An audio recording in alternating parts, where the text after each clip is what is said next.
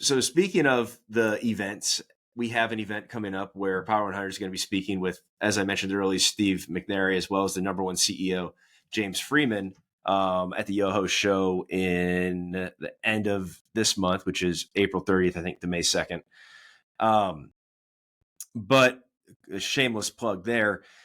However, I want to know from your side, Tom, you've gone to a million shows. I've heard guys say, if you've been to one, you've been to them all. What's the difference between somebody that goes to the show and gets something out of it and maybe somebody that goes to a show and doesn't get anything out of it? Well, you can tell. I like the word engagement, because you can really tell by the people that have been engaged and actually really absorb the content when they go out, because their organizations reflect that. I've been privileged enough in my career to be able to walk into a lot of the large remodelers in the United States and look at their organizations top to bottom and really understand what good leadership looks like. But the content that's provided and the relationships and conversations that are had really are reflective in the organizations when you go, like in my previous lives, going and visiting these people. It's amazing to see the difference that it makes. It really is. Yeah, and kind of what I've seen off of it, and tell me if you think this is true, is the people that get the most out of these events are folks that understand where their gaps are in their business. So they're going to the show and maybe they're not looking for that, but they understand their business enough to know where they want to improve it, right? And you don't exactly know how to improve, because as a CEO or as a leader in this industry, remodeling, you're under a rock. Like, you're working so hard every day and being pulled in so many different directions that the idea of innovating something that's already working or making a change on something that's already doing a good job, the pain of that change is just not worth it. And so then you go to these shows and you hear the success and the pickups that people have, both from maybe a revenue perspective and an efficiency perspective. Then it allows you to kind of open your eyes and see something that you don't have to shop as much, because you're hearing what actually is working from somebody, that's a counterpart of yours, maybe somewhere else across the country. It's that concept of internal groupthink, especially when these organizations from the top, you're so used to running your organization a certain way, and then going through a lot of these different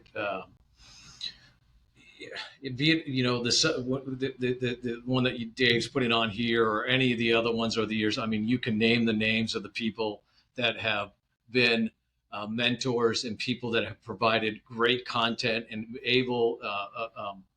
processes that have been able to show people how to grow their business. But that internal groupthink, when you get out of that mindset and go to one of these and talk to someone else that's feeling your pain and finding another way or construct to work through that, you can definitely see that. I can go through all the dealers, especially on the window side. I can go through all the window dealers throughout my career, which now spans way too long, that after they've gone to one of these shows and they've come back and they've worked with their people, or they even changed something within the way they think, or that way that they're putting together something within the organization, it definitely has been beneficial. And at the very least, you find somebody that is doing something better than you, and it at least triggers an internal, all these guys are competitive, right? They want to win. So it triggers some type of internal competitive juices that gives you an uplift in productivity, energy, excitement. You're just a little bit more motivated, right? Our group's not competitive at all, I say with dripping sarcasm. They are a competitive bunch. But the neat thing is, especially because when I first came in, Greg, it wasn't there was the availability, and we know the names back then. And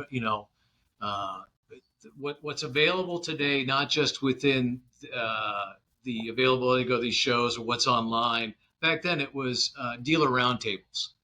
And you could see them walk in, and there was a lot of ego that walked in those rooms. But when everybody started sharing, it became more informational, more collaborative, and because truly they weren't, a lot of these guys weren't competing against each other, and some of these guys that go to these shows do compete against each other, but they still are into that Yeah. collaborative space. They trust one another that everything in this is going to help them grow. Because I like to say this to people that I sell to or that I've been a part of managing or leading. From our window, it is a window family. We all might compete against each other, but at the end of the day, we're all in the same space for a reason.